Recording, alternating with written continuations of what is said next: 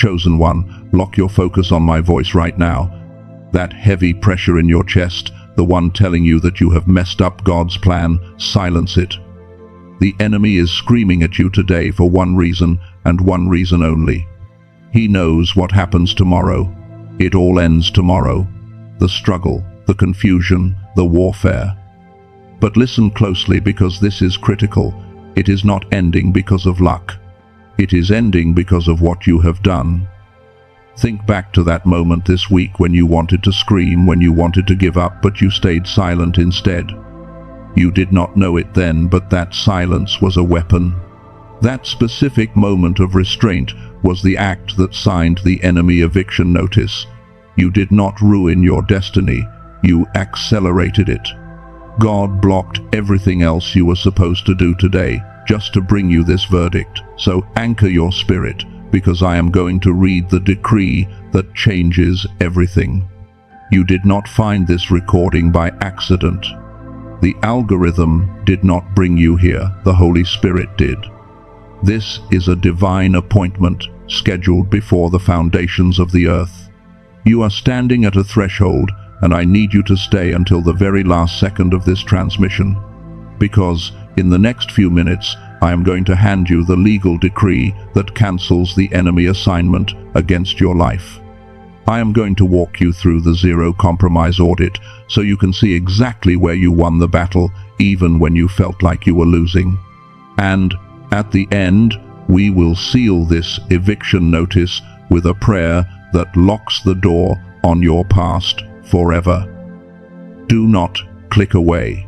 Your future self is begging you to listen, because if you leave now, you might accidentally reopen a door that God has already shut. Let us talk about where you are right now.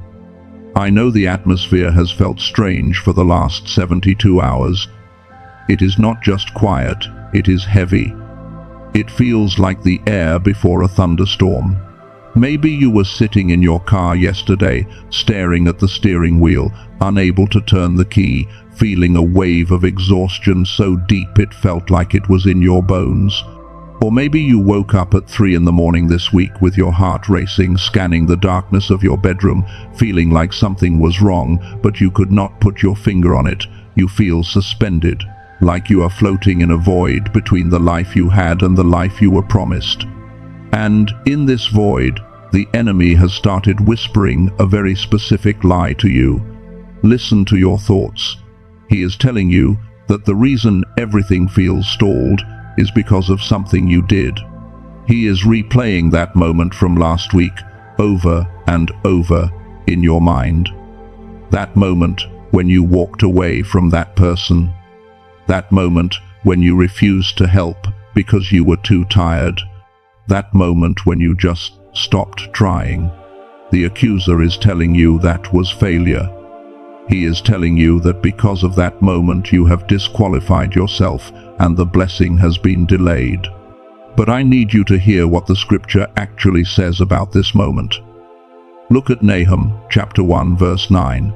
It says, "What do you conspire against the Lord? He will make an utter end of it. Affliction shall not rise up the second time." Listen to that promise. Affliction shall not rise up the second time. The Hebrew word for utter end here means a complete extermination, a total finishing. God is saying that the battle you are fighting right now does not have permission to repeat itself. The enemy is trying to trick you into thinking this is a cycle. He wants you to believe that, because of your actions, you have reset the clock, and you have to do this lap around the wilderness again. But that is a deception. You are not in a cycle, you are in a conclusion. The heaviness you feel is not the weight of punishment, it is the weight of finality. It is the tension of a cord being pulled to its breaking point right before it snaps. You think that moment when you walked away was weakness. You think your silence was defeat. You think your refusal to engage was apathy. But let me reframe your reality right now.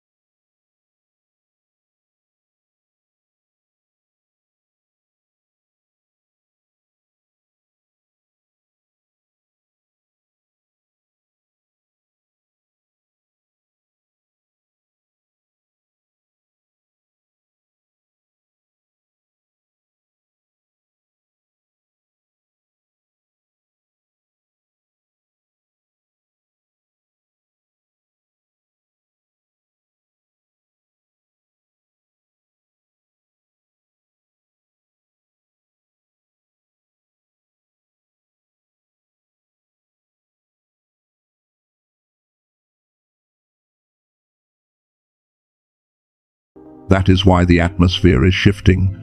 You pass the test not by conquering a city, but by refusing to surrender your peace. Now we are going to apply this. We are going to prove to your logical mind that you have already won this battle. We are going to perform what I call the zero compromise audit. I do not want you to move your body, but I want you to move your memory. I want you to turn your internal gaze backward and scan the last 72 hours of your life. We are going to find the evidence of your victory. Visualize your timeline from 3 days ago until this exact moment. I want you to pinpoint the exact moment when the pressure was the highest. Maybe it was a text message you received. Maybe it was a sudden bill. Maybe it was a wave of depression.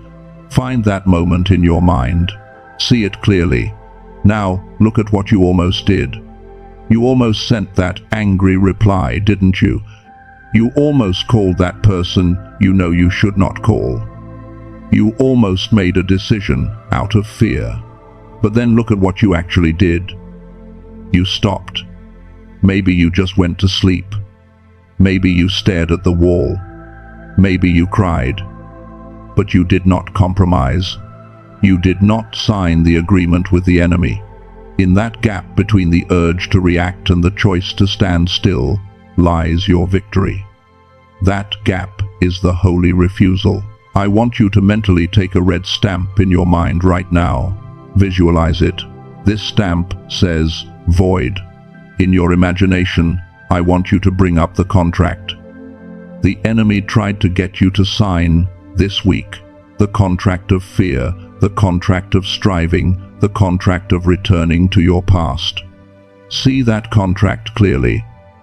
Now, take that red stamp and in your mind, slam it down on that paper, void.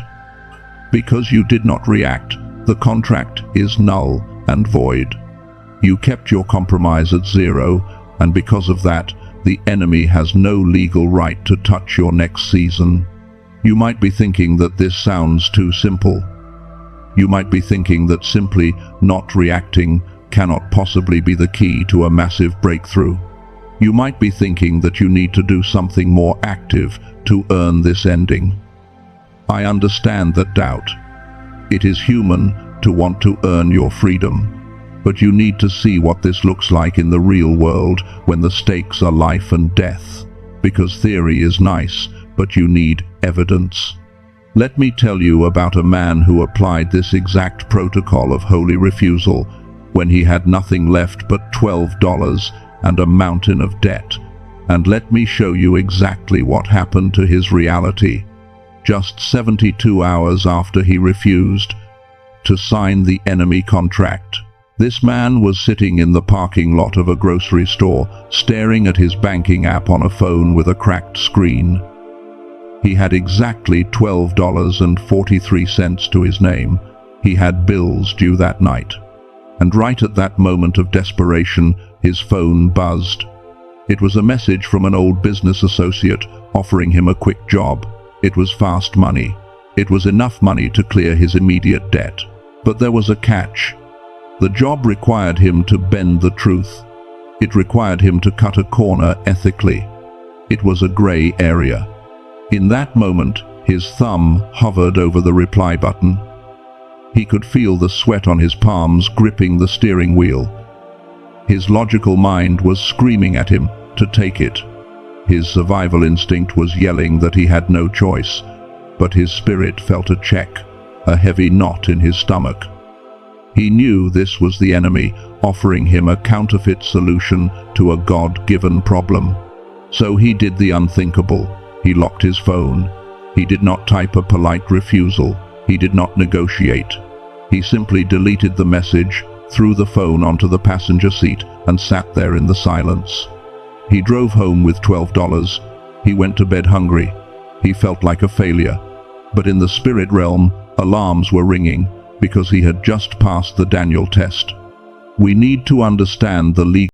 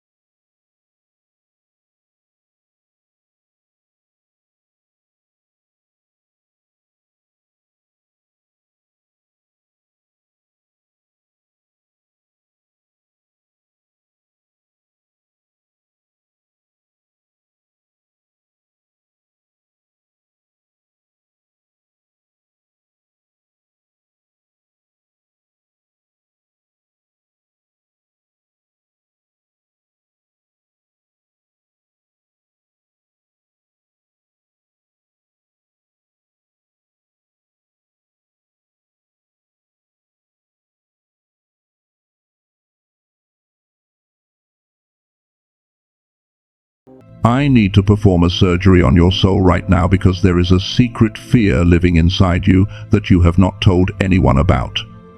It is the real reason this transition feels so violent. You say you want the struggle to end, you pray for the breakthrough, you fast for the peace. But if we are being completely honest, there is a part of you that is terrified of the war ending.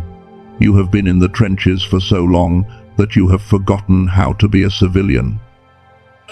You have been fighting for your sanity, your finances, and your family for so many years that survival mode has become your personality. Ask yourself the hard question: who are you without the struggle? Who are you when you do not have a crisis to fix? Who are you when you do not have an enemy to fight? That thought scares you, doesn't it? Peace feels suspicious to you. When things get quiet, your nervous system does not relax, it panics. You think the silence is just the calm before another storm. You are waiting for the other shoe to drop. You have become addicted to the cortisol of the battle. And right now, as you stand on the edge of this new season, your spirit is trying to cross over, but your flesh is trying to pull you back into the pain because the pain is familiar and the freedom is unknown. This is exactly what happened in the book of Exodus. We often miss the psychology of the Red Sea moment. We think the Israelites were just afraid of Pharaoh's army behind them. But look at what they screamed at Moses. They said, trembling in their voices, "Why did you bring us out here to die? Were there not enough graves in Egypt?" Listen to that. They were literally begging to go back to slavery. Why? Because in Egypt they knew the rules. They knew who they were, even if they were slaves. But out there in the wilderness, facing the freedom of the promised land, they had an identity crisis. They preferred the familiar hell over the unfamiliar heaven. You are standing at your Red Sea right now. The enemy army is behind you, and the waters are parting before you. And the panic you feel today is not because you are about to lose. It is because you are about to be free, and you do not know how to operate in freedom yet. The enemy knows this. He knows he cannot legally touch you anymore because you passed the Daniel test. He knows the contract is void. He knows the blessing has been released and the angels have been dispatched. So here is the twist that changes everything about how you see this week. The enemy is no longer attacking you to stop you. He is attacking you to evict you. There is a massive difference. To stop you means he has the power to block your blessing. He does not. That power was broken when you stood in holy refusal. But to evict you means he has to trick you into voluntarily walking out of the house that God has already given you. Imagine you have just been handed the deed and the keys to a mansion. It is legally yours. The enemy cannot break down the door. He cannot pick the lock. He cannot steal the deed. So, what does he do? He stands on the front lawn and he screams. He throws rocks at the windows. He sets off the fire alarm. He creates so much noise and so much chaos and so much fear that you get overwhelmed and you run out the front door back to your old shack just to make the noise stop. That is what is happening in your spirit right now. This anxiety is not a sign that things are going wrong. It is the fire alarm the enemy is pulling to get you to evacuate your position. He wants you to self-sabotage. He wants you to say, "I can't take this anymore," and quit right when the ink is drying on your victory. He wants you to forfeit the blessing because you are too uncomfortable to sit in it. He is banking on your addiction to the struggle. He is betting that you will choose the familiar pain of the past over the uncomfortable pressure of the promotion. But you are not going to take that bait. You are going to stay in the house. You are going to let him scream on the lawn while you sit at the table God has prepared for you. Because now that you know his strategy is eviction, you can prepare for his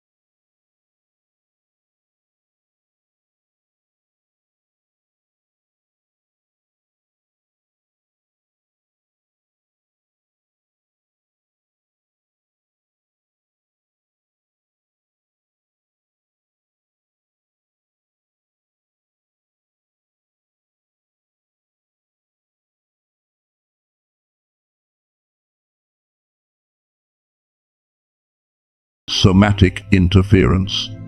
The enemy is attacking your vessel because he cannot touch your spirit. He wants you to lie down in defeat. He wants you to say, "I am too tired to handle the blessing." Do not accept that diagnosis. Do not claim that sickness. In your mind right now, I want you to visualize that heaviness as a dark cloud hovering over your skin. Now mentally blow it away. Command your body to align with the victory in your spirit. This pain is not real. It is a shadow, and shadows cannot hurt you unless you believe in them. The third gasp is the financial scare. This is the most common trap, and it catches so many chosen ones off guard. Right before a massive financial release, a sudden, unexpected expense will show up. Your car breaks down. A forgotten bill arrives in the mail. A fee hits your bank account that you did not expect. The timing is always precise. It happens exactly when you decide to trust God with your finances. Why? Because the enemy wants to induce a poverty mindset. He wants you to panic.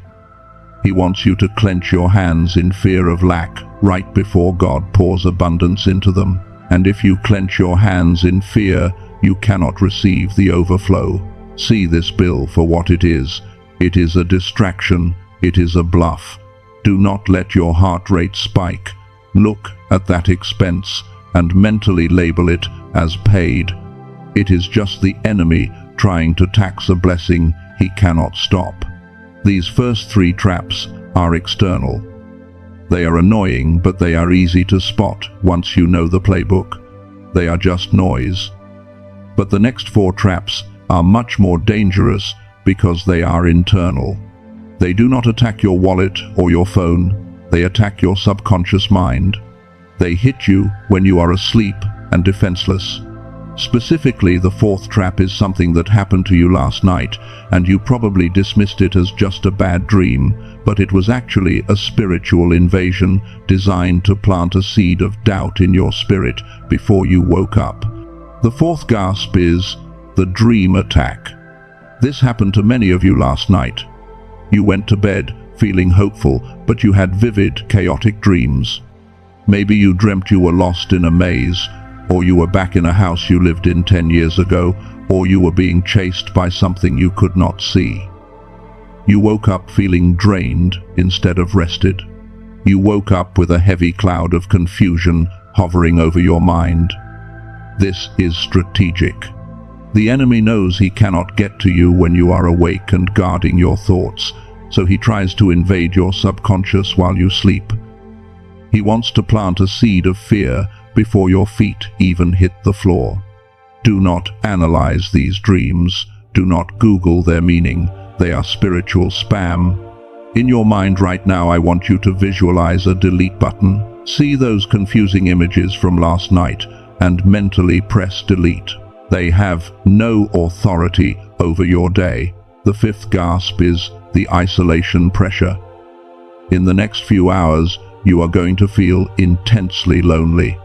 You will look at your friends, your family, even your spouse, and you will feel like you are speaking a different language. You will feel a desperate urge to explain yourself, to make them understand what you are going through. Do not do it. This is a trap. The enemy wants you to cast your pearls before swine. He wants you to leak your spiritual energy, trying to validate yourself to people who are committed to misunderstanding you. Embrace the isolation. It is not rejection, it is protection. You are in the cocoon phase of the transformation, and a cocoon only has room for one. The sixth gasp is the imposter syndrome. This is the voice that will whisper, "Who do you think you are to receive this blessing?" It will remind you of your past mistakes. It will bring up your lack of qualifications. It will tell you that you are a fraud and that everyone is going to find out. This trap is designed to make you decline the invitation to the next level.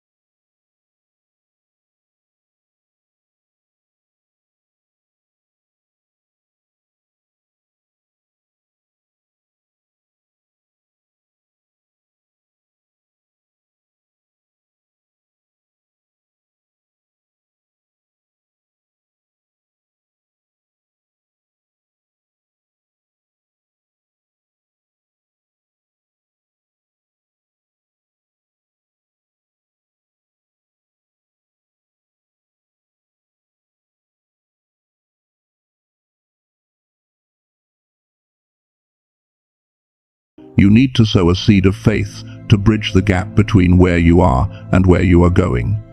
This does not have to be money. It can be an act of kindness. It can be a prayer for someone else. It can be forgiving a debt someone owes you. Do something today that the future version of you would do. Act like you are already in the blessing. This signals to the spiritual realm that you trust the transition. You have the traps identified. You have the airlock protocol activated. Now, I want you to look at the clock, or just feel the time of day. The timeline is shifting beneath your feet. The atmosphere is thinning. We are approaching the final crossover point. Let me show you exactly what is going to happen by this time tomorrow, because the prophetic picture I see for you is not just a change of circumstances, it is a complete rewrite of your reality. Let me anchor this in reality for you, because I know your logical mind is fighting to believe that a simple shift in behavior can truly end a season of suffering that has lasted for years. You are wondering how silence can possibly break a curse. I want to tell you about a woman who sat at a family dinner table just a few months ago. She was the black sheep of her family. Every time they gathered, she was the target. They mocked her faith. They questioned her career choices. They belittled her dreams. For years, her response was always the same. She would fight back. She would defend herself. She would cry. She would leave the table in a rage. And every single time, the enemy won because he stole her peace and lowered her frequency. But this time, she had received the revelation of the airlock protocol. She sat at that table, and the insults started flying. Her brother made a snide comment about her financial situation, asking when she was finally going to get a real job. Her mother critiqued her life choices, implying she was behind in life compared to her cousins. In the past, she would have snapped. Her heart was racing. She gripped her fork so hard her knuckles turned white. She wanted to scream. She wanted to throw the facts in their faces. But she remembered the protocol. She remembered that her words were coordinates for the enemy. So she did something radical. She stayed completely silent. She did not defend herself. She did not storm out. She just took a bite of food, chewed slowly, and internally blessed them. She visualized herself behind a thick glass wall where their words could hit the glass but could not touch her spirit. The result was terrifying at first. The silence at the table grew awkward. They tried harder to provoke her because her lack of reaction confused their demons. But because she gave them no fuel, the fire eventually burned out. The dinner ended. She went home feeling like she had swallowed a rock, but she had kept her peace. She thought nothing had changed. She thought she had just endured another painful night. But the very next morning, by that time the next day, her phone rang. It was her brother, the one who mocked her the most. He was crying. He said, "I do not know what happened last night, but when I looked at you, I felt ashamed. I saw a strength in you I have never seen before." And right there on the phone, he offered to pay off her credit card debt. That is the power of the transition you are in. When you change your response, you change your timeline. By this time tomorrow, you are going to see the fruit of your holy refusal. I want you to look at the vision in Habakkuk chapter 2 verse 3. It says, "For the vision is yet for an appointed time, but at the end it shall speak and not lie. Though it tarry, wait for it, because it will surely come." The word tarry here is the Hebrew word maha. It does not mean to be late. It means to question or to hesitate. It implies that there is a period where it looks like God is hesitating, where it looks like the promise is questioning your worthiness.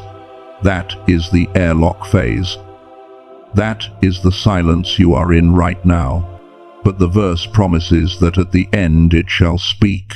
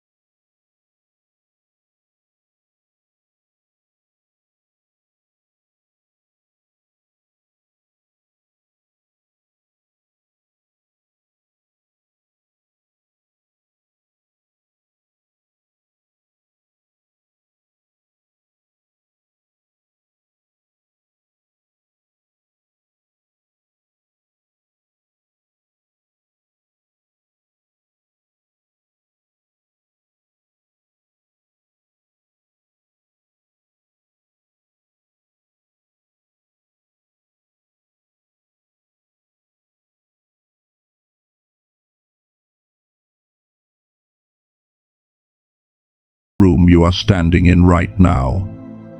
In the natural, it looks the same. You see the same walls, you see the same furniture. But in the spirit, the roof has been peeled back.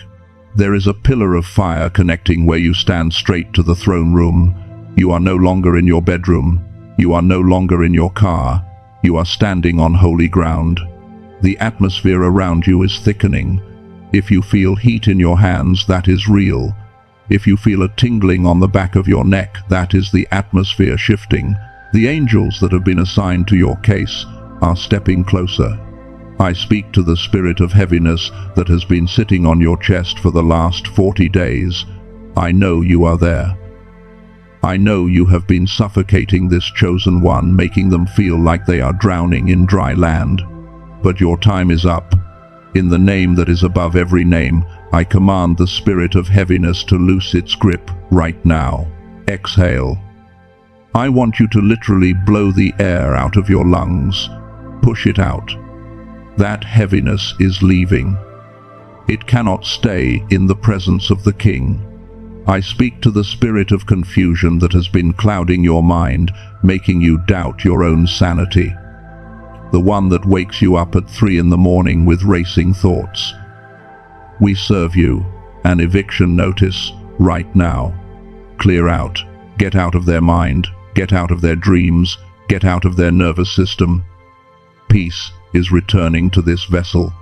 Chosen one, feel your feet on the ground. You are rooted. You are grounded. You are not a leaf blowing in the wind anymore. You are a tree planted by the water. The storm can scream, but it cannot move you. We are now standing before the judge. The court is full.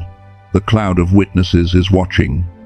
These are the ones who went before you, the ones who kept the faith. They are leaning over the balcony of heaven right now, cheering you on, because they know that your victory is part of their legacy. The accuser is here too. He is standing to your left. He is holding the file of your mistakes. He is holding the record of the time you fell, the time you doubted, the time you got angry.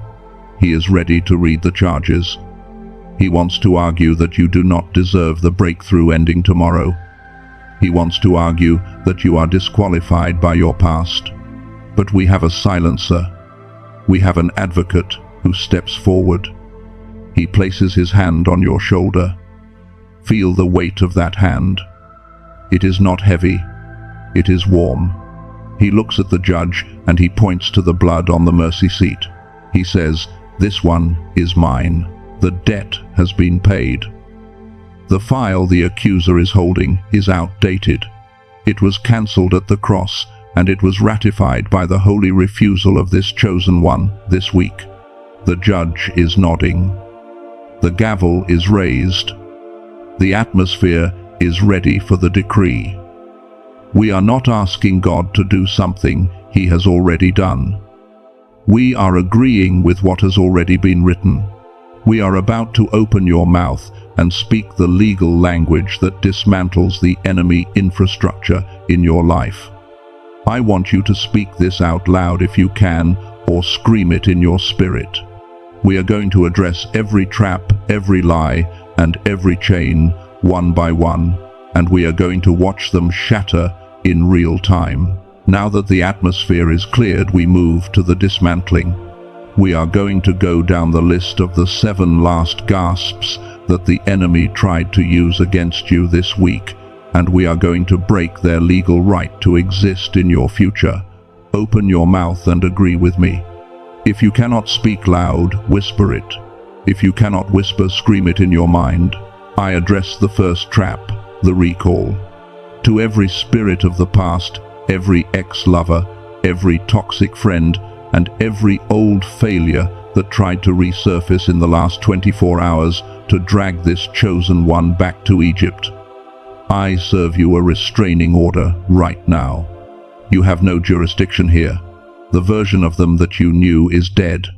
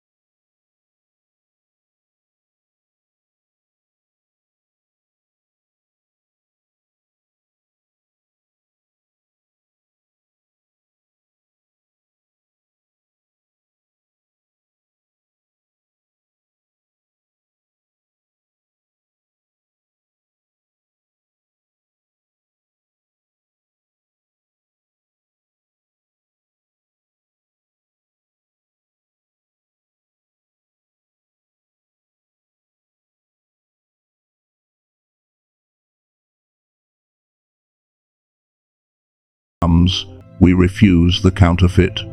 We refuse the Ishmael so we can wait for the Isaac. I declare a spirit of endurance over this chosen one. They will not stop until the full promise is manifested in the physical realm. Now we seal the protocols. I take the zero-compromise audit that this chosen one performed this week, the holy refusal, the moment they stood still and did not react, and I stamp it with the signet ring of the King. It is recorded in the books of heaven as a past test.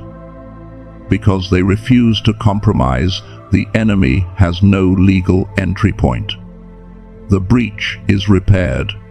The wall is secure. I seal the airlock protocol. I declare that their mind is cleansed of the former things. I declare that their tongue is tamed and aligned with victory. I declare that their expectation is creating a landing strip for the miraculous. We lock these new behaviors in place. They are not just temporary actions, they are the new default settings of their character. I declare over the enemy's assignment against your life, null and void. It is cancelled. It is finished. The contract of suffering is shredded. The cycle of delay is broken. The legal claim the enemy thought he had because of your family bloodline is overruled by the royal bloodline you have been adopted into. Listen to the silence in the spirit right now. The chains have fallen. The accuser has left the courtroom. The traps have been dismantled. The enemy is bound and gagged in the corner. But look at the center of the room, the throne of your heart. It is swept clean, but it is empty. We cannot leave it empty. We have dismantled the old, but now we must establish the new. We have evicted the squatter, but now the rightful owner must take possession. The chair is empty, chosen one. It is time for you to sit down.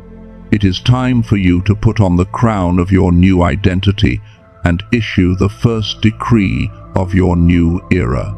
In your spirit, I want you to visualize yourself walking to that center chair. Do not hesitate. You have spent years standing in the corner waiting for permission to exist. Today, you take the center stage of your own destiny.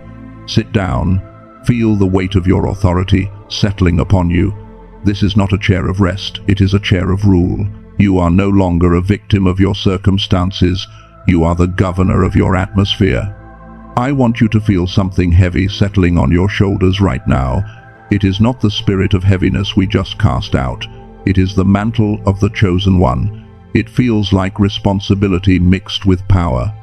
It is the armor of light. Wear it well. It was custom made for you in the fires of your affliction. Now, from this seated position of authority, I am going to prophesy your timeline.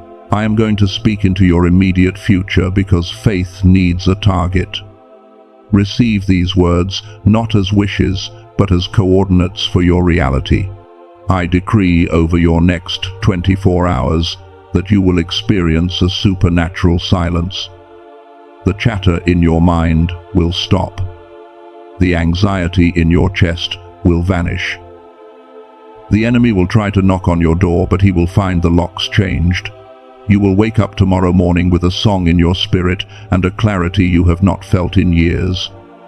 The fog is gone. I decree over your next 7 days that you will see a physical sign of this shift. I declare a ram in the thicket moment. Whatever resource you are lacking, whatever answer is missing, it will appear suddenly. It might be a phone call. It might be a check in the mail. It might be an unexpected apology. Watch for it. When you see it, do not call it luck. Call it the evidence of your holy refusal. I decree over your next 30 days that you will regain the ground you lost in the last 3 years. I speak acceleration over your purpose. The doors that were slammed in your face will